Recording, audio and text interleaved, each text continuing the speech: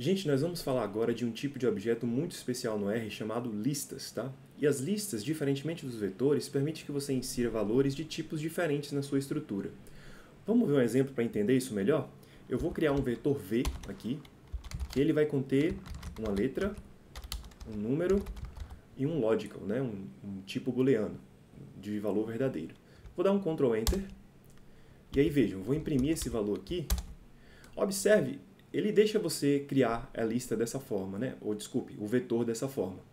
Mas quando a gente imprime esse vetor, observe que na estrutura dele, todos os elementos estão entre aspas, ou seja, ele forçadamente converteu esses valores, né, que eram numérico e booleano, né, logical, em character, ok? Vou pegar um outro exemplo aqui, vou criar um vetor V2, que vai conter um número 1, um número 2 e um false aqui, tá? E aí eu vou dar um Ctrl Enter e vou pedir para imprimir esse valor de novo com o Ctrl Enter. Olha que interessante, né? Ele criou o 1, o 2 e no lugar do false criou um 0. Por quê? False é igual a 0 na estrutura de código e true é igual a 1, tá? Se a gente criar aqui, vou alterar esse V2 para um true depois. A gente vai imprimir de novo, vejam que vai aparecer 1, 2, 0 e 1. Então a regra aqui é o seguinte, quando você cria um vetor que tem todos os tipos de elementos, mas pelo menos um character, ele vai converter todo mundo em character. Quando você tem numérico e booleano, ele vai converter todo mundo em numeric, ok? Então, como é que a gente faz para criar uma lista, tá? Eu vou criar uma lista com aqueles 3 primeiros elementos ali do vetor V. Eu vou fazer o seguinte, eu vou criar um objeto aqui chamado lst, e aí eu vou passar o comando list, tá? E aí eu vou inserir aqui o A, o 1 e o true. Eu vou dar um Ctrl Enter. Veja que aparece aqui para mim, né, nos dados, um LST. Tá?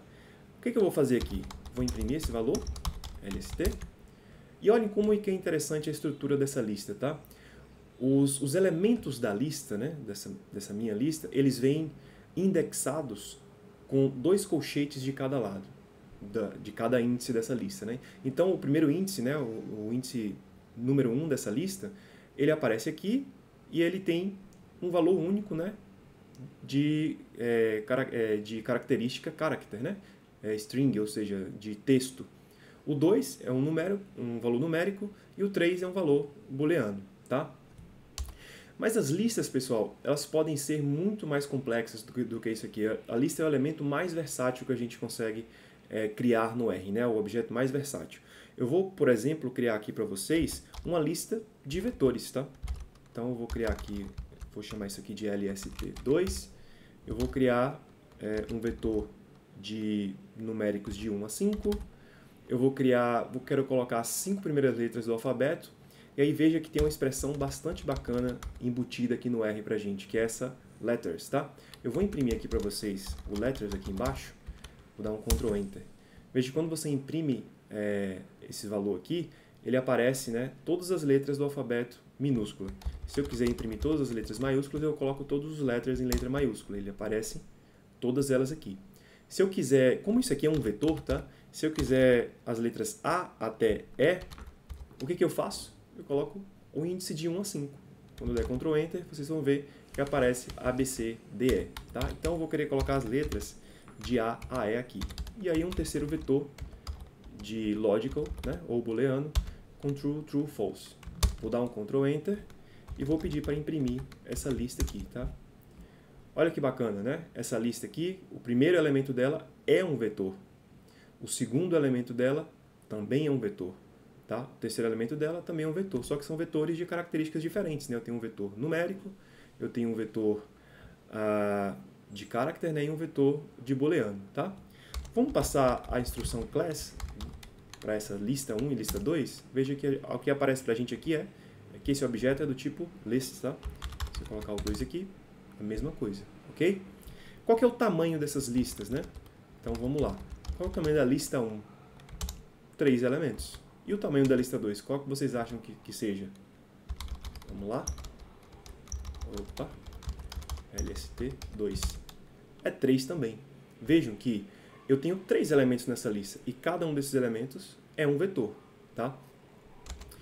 Essas listas podem ser mais complexas ainda. eu posso ter listas dentro de listas. Eu posso ter matrizes como elementos de listas, tá?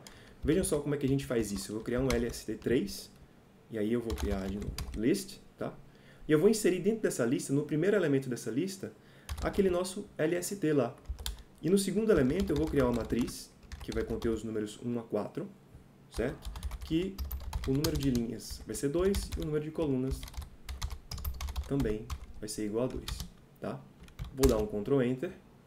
Quando eu pedir para imprimir esse objeto, LST3, olha o que aparece para a gente, pessoal, que interessante, tá? O primeiro elemento é uma lista. E esse primeiro elemento da lista, o primeiro elemento dele é o A, tá? O segundo elemento desse primeiro elemento da lista maior é um numérico. O terceiro elemento dessa primeira lista, né, dessa lista que está dentro dessa outra lista, é um true, ok?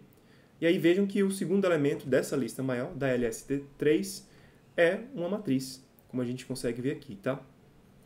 Por fim, gente, o que eu posso fazer aqui para observar os elementos de uma lista, tá? Eu consigo obter um elemento específico dessa lista, mas tenho duas formas de obtê-lo.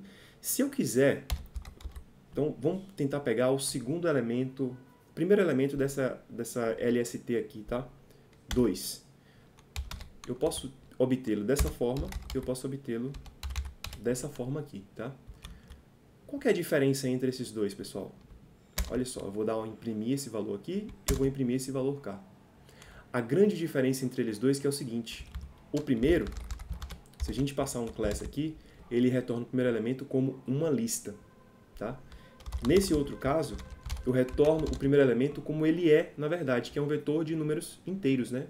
Que também é um tipo numérico, só que só recebe números inteiros, ok? Então veja, tem essas duas formas de obter listas.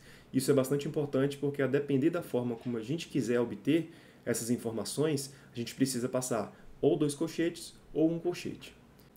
Espero que tenha sido proveitosa essa explicação para vocês. Nos vemos aí na próxima aula, que vai ser sobre data frames.